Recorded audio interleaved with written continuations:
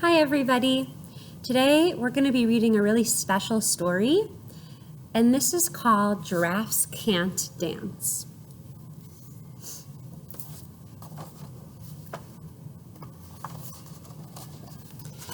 Gerald was a tall giraffe whose neck was long and slim, but his knees were awfully crooked and his legs were rather thin.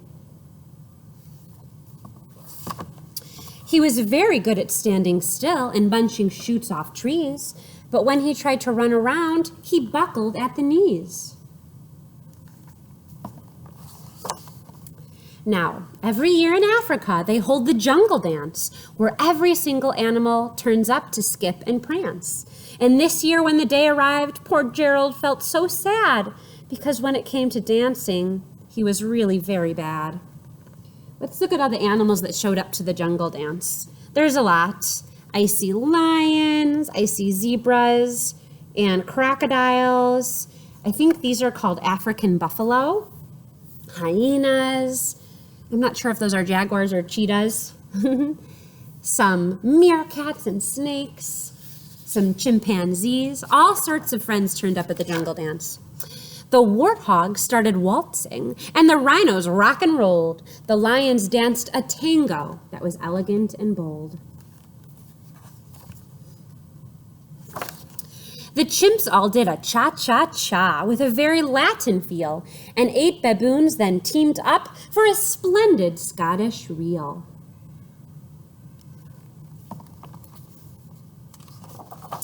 Gerald swallowed bravely as he walked toward the floor, but the lions saw him coming, and they soon began to roar. "Hey, look at clumsy Gerald," the animals all sneered. "Giraffes can't dance, you silly fool. Oh, Gerald, you're so weird."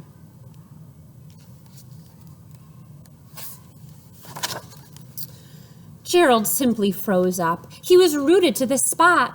"They're right," he thought. "I'm useless. Oh, I feel like such a clot." So he crept off from the dance floor and he started walking home. He'd never felt so sad before, so sad and so alone. Then he found a little clearing and he looked up at the sky. "The moon can be so beautiful," he whispered with a sigh. "Excuse me," coughed a cricket who'd seen Gerald earlier on. But sometimes when you're different, you just need a different song. Listen to the swaying grass and listen to the trees. To me, the sweetest music is those branches in the breeze. So imagine that the lovely moon is playing just for you. Everything makes music if you really want it to. With that, the cricket smiled and picked up his violin. Then Gerald felt his body do the most amazing thing. His hooves had started shuffling, making circles on the ground. His neck was gently swaying, and his tail was swishing round.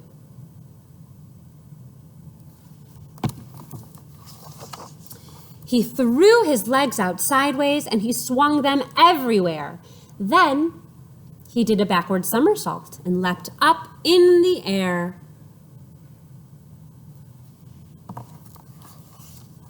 Gerald felt so wonderful. His mouth was open wide. "I am dancing. Yes, I'm dancing. I'm dancing," Gerald cried.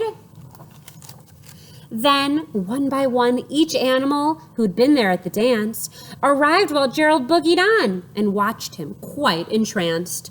They shouted, "It's a miracle. We must be in a dream. Gerald's the best dancer that we've ever seen."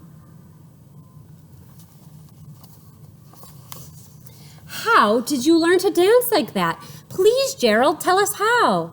But Gerald simply twirled around and finished with a bow.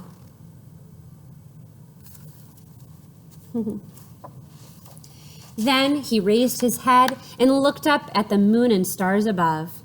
"We can all dance," he said, "when we find music that we love." I hope you liked that story. Now, find someone in your house, like a family member or a friend, and talk with them about the characters in this story and what they learned. What did Gerald the giraffe learn? What did the other people what did the other animals at the jungle dance learn? And think about how you would react if you were at the jungle dance when Gerald first started to dance. Okay, so talk about that with somebody close to you at your house. And thank you for listening. Bye, everybody.